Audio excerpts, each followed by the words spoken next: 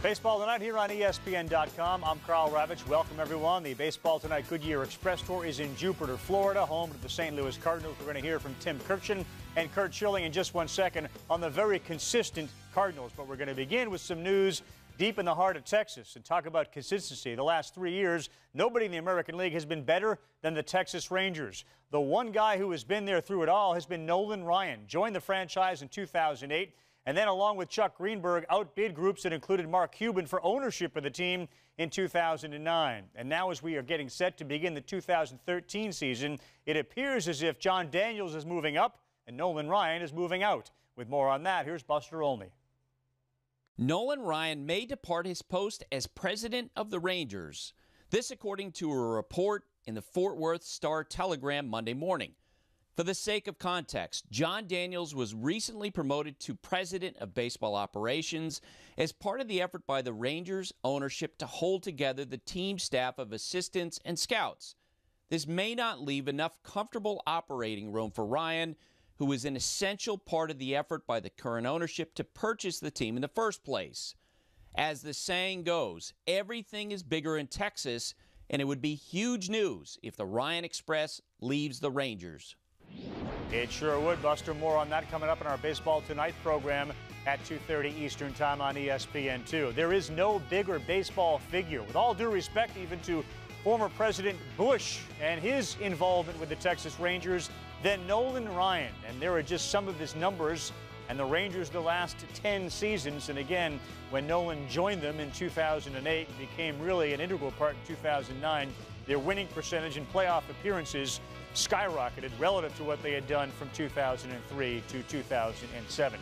More on Ryan and that story coming up on Baseball Tonight. Meantime, the Baseball Tonight Goodyear Express Tour dealing with the Cardinals, one of the teams that knocked those Ryan Rangers out of the World Series. They're in Jupiter, Florida. They've called that place home for a while. Very nice facility. Adam Wainwright now takes over as the leader on the team, minus Chris Carpenter. It's happened fast. You know, I was just a young buck 2 years ago, and now all of a sudden I'm one of the older statesmen. Luckily, I have Jake Westbrook on the staff that he can be older than me, thankfully. But you know, it's a process in baseball. You're young, you learn from the old guys, and all of a sudden you're old and you teach the young guys. It happens so fast in baseball. It's ridiculous. Right. You heard Tim Kurkjian there. We'll hear from Tim in a second. It is amazing how quickly you can go from being a young guy to being an old guy. And as many positives can be said about Adam Wainwright, and this just in indication of how good he was relative to his record, his fielding independent pitching numbers were nearly as good as anybody's in baseball. Just look at the names on that list that's above Wainwright to show you how good he really was. The record belied his performance. And what I was getting at was, as good as Wainwright is, they're losing Chris Carpenter. All the great qualities, Tim Kurkjian, that Wainwright has, Carpenter is taken with him by virtue of that injury and his having to leave. So how does Wainwright step in for him? Well, Carl, they're going to miss Chris Carpenter, not just on the mound, but he's a great presence in the clubhouse. But they essentially won and made the playoffs last year without him. He only made a few starts down the stretch, so it's not like this also came as a gigantic surprise because he wasn't healthy really at any point last year. The key now is how are they going to fill in for Carpenter and for Kyle Lohse, who went 16-3 last year and is still unsigned.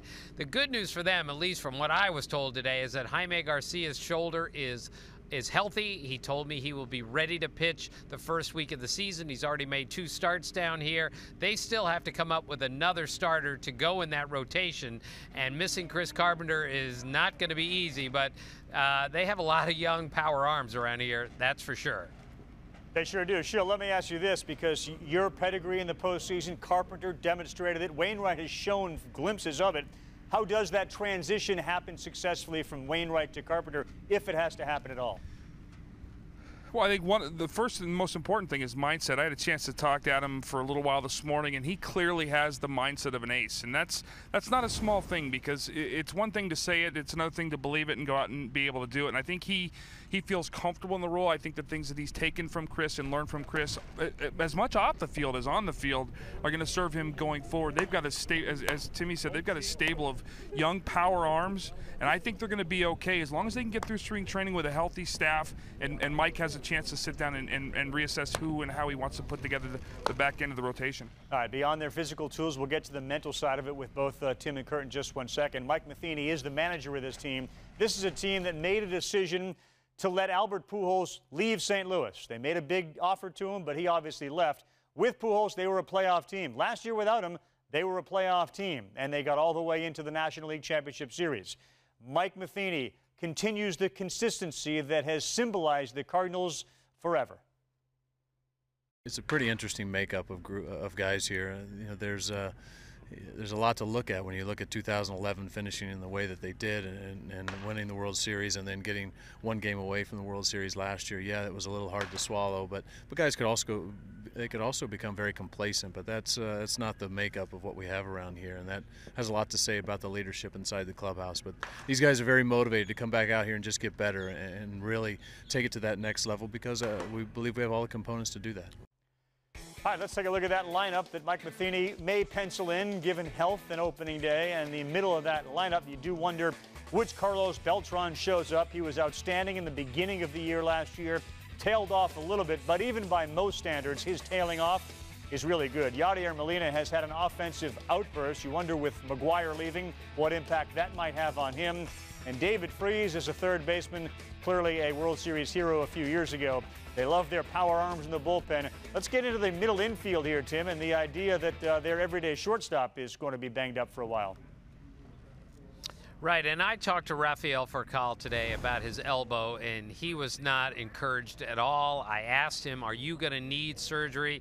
And he said, well, that's going to be up to the doctors. But he told me he can't throw a baseball now without significant pain, and the Cardinals are going to have to acknowledge that they're going to have to play the entire season, or maybe most of it, without Furcal, which means Pete Kozma is going to be their shortstop. Ronnie Cedeno's here also, but he's been a little erratic. Kozma hit .333 and 72 at bats down the stretch last year. I saw him play every postseason game last year, and I was amazed how many big hits he got and how well he conducted himself. He did make some rookie errors in the postseason, and they're just hoping he's learned from that. But this thought that they're going to get anything from Furcal this year, I just don't see it.